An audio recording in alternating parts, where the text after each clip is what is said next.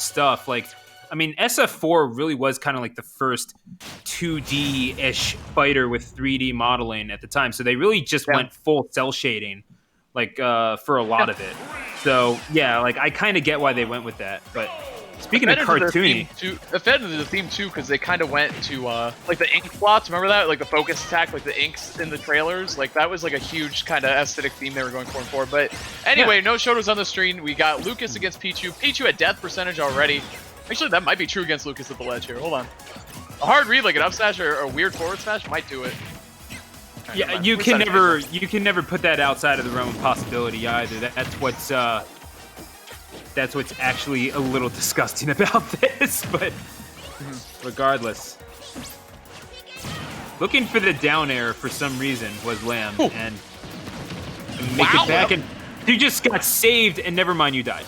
Well, dude, that was such a good recovery too by Llamb. I did not think he even had a chance to get back there. So very nice job there by Abyssal. We got another Lucas, by the way. I just kind of assumed that we were running back, but these Lucases are popping up everywhere. They must have seen that one Twitter clip, and that was a no. Honestly, the word for that Twitter clip, I don't know if you guys have seen it, the Lucas one. It was inspirational. I was like, I kind of want to play Lucas. He looks ridiculous.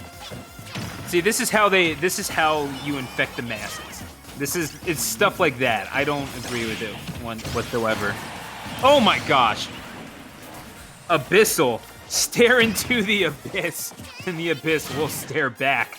Llamb learning this the hard way, and all of a sudden down to the final stock, and Abyssal, yeah, looking a little unstoppable right now. Yeah. I feel like with Pichu, like if you're in a matchup where winning neutral is kind of a headache, as it's looking to be against Abyssal, you're gonna have a really bad time because literally trades will never go into your favor. Like it's just not a thing. Well, unless you get like 50 and they get like 1 or whatever, I'm sure. But you know what I mean? Like most trades will never go in your favor. So you're just fighting up this mountain where Lucas now has the ability to always trade with you. You can kind of go for crazy things. So you have to watch out for the nutso option. See ya. That's it. Yep, that's how that one works. That's PK freeze, ladies and gentlemen. If you've never seen them, it completely ejects you out of there. Yeah, it's like James Bond, you know, like you're sitting in the passenger seat, he just gets you out. He just gets you flying out the ejector seat. Never saw it coming. Ridiculous. I'm not even gonna act like I have anything to add to that. It's ridiculous. So, what was that? I feel like they misprogrammed that move because there's no way they meant for it to have that amount of acceleration and velocity right out of the gate. It's like Fast and the Furious. Like it's was it a 6-second car? Is that what it is? 0 to 60 in 6 seconds? Is that fast? This game was not meant to be played over Wi-Fi. So game number 2. Alright, man, game 2. A lot of adjustments need to be made on the Llamb side. Chris with the quick adjustment, though, with the names and the layouts. Hey, that's what's up. It's paying attention. Dude, I like that. I told you yesterday, I promise there's real content being produced here. It's good. I mean, most streams, it's like, all right, well, now the names are backwards. Were they backwards originally, or are they right now? Like, it just eliminating that doubt and taking it off the table is very nice. Thank you, Christopher, MHG, with the quick adjustments. And paying attention, just an important thing to do. Meanwhile, again, there's that Lucas thing where you put the pressure on them, force them to go high, and then these awkward, like, multi-hits, PK Thunder, and trying to, like, Llamb thought he might have had attack or something, hit the stage. He had no idea where he was going. I don't blame him. I had no idea where he was going either. So nice job there. The pressure off stage, or like the free pressure Lucas gets on stage to hit you off stage is ridiculously good with PK Thunder. Now, I'm kind of liking the adjustments in general that we're seeing from Llamb, but I mean, this disadvantaged state needs to improve if he wants to find himself into game 3. But I gotta give Llamb a lot of credit for hitting that angle in the recovery, by the way. This is Wi-Fi, and there was a Lucas down smashing at the ledge. On Wi-Fi, I mean, even offline, that's not the easiest angle to hit, but on Wi-Fi, see it. Like, don't even think about it. It's just not gonna happen. No, you really do have to have some kind of nerve. Really, just facing off against Lucas in disadvantage tests your nerves just a little bit. But Llamb would, like, at least to stop, try to work his way back into this thing. But Abyssal right now, looking just a little too clean. I don't know, man. Not even like Llamb is playing poorly per se. It's just Abyssal reading him like a book.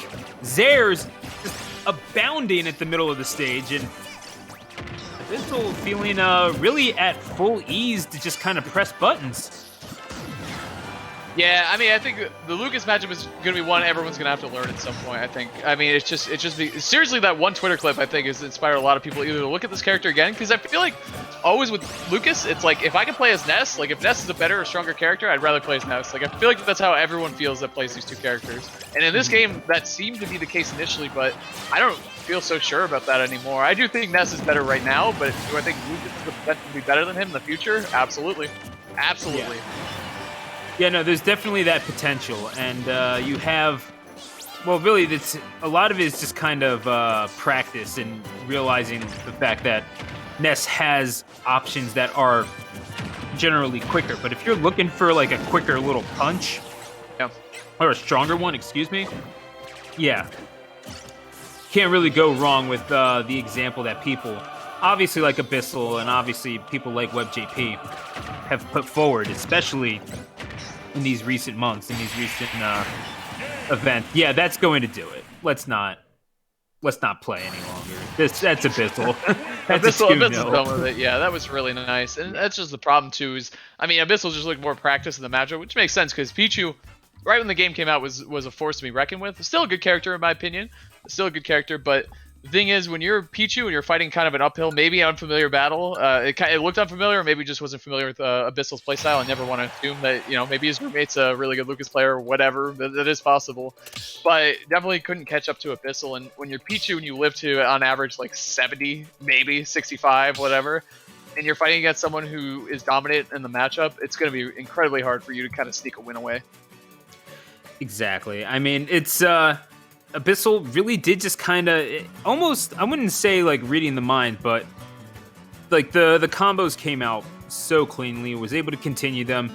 Llamb found himself in disadvantage far too often to be able to win really anything of consequence. So that's as decisive a win as Abyssal could probably have hoped for at this point in the tournament. And we'll move on to losers top 12, I believe. So taking a look at the bracket, it's going to be Abyssal moving on to face off against Stan Luna. So we'll have to see if he can continue success against the Bayo. Yeah, exactly. And it appears that in the round of 8, first ticket has been punched in loser's side to Nikolai. To top 8. But with Nikolai moving on, Nikolai beat Citadel by a score of 2-1. So.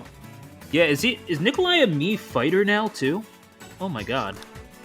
Yeah, it looks like that. You hate to see it happen. You know, these kids are just so impressionable. Game & Watch, I think, is the other one. Oh god. And Mii Brawler. I think I'm seeing that right. I can't tell. I can't even judge. You're right. Yeah. I can't even judge. I've been in Game & Watch since like Smash 4, but like still. I hate Game & Watch, dude. I really do. I just do. I just do. You know, it's funny because, and this is the craziest thing, and I think this is such an invalid complaint, but it's the way I feel, and I've heard other people say it, so I'm also going to say it. It doesn't feel like Smash Brothers. Like, it doesn't feel like I'm playing Smash Brothers when I fight against Game & Watch. But I also think that's the spirit of the game. Like, I think that's the point. Like, when people say I'm fighting Shotos, it doesn't feel like I'm playing Smash. I'm like, well, should it feel like you're playing Smash if you're fighting against Street Fighter characters? Like, no, it should feel like you're kind of playing 50% Street Fighter at least. Same in Game & Watch. Like, it doesn't feel like a Smash character because his game plan is like, it's so simple and it's so like, you know, kind of laid out, but that's who Game & Watch is. Like, it makes perfect sense. Like, people think this isn't Smash Brothers based on things like just our past experiences of the scene, seeing things like, you know, especially Melee really blowing up and kind of defining the genre of platform fighters. When you see things like Game & Watch or the Shotos or Terry or whoever, and you're like, or Bayo, I think was like that at one point too. It's like, this doesn't feel like I'm playing Smash. And again, I honestly don't even think that's a bad thing. I mean, I think it means you don't like playing the matchup, which is a bad thing, and like that sucks. But I think it means it's good character design, honestly, because every character feels so unique. You can't even get a grasp for what the game is anymore. It's kind of nuts. Kind of interesting to think of it that way.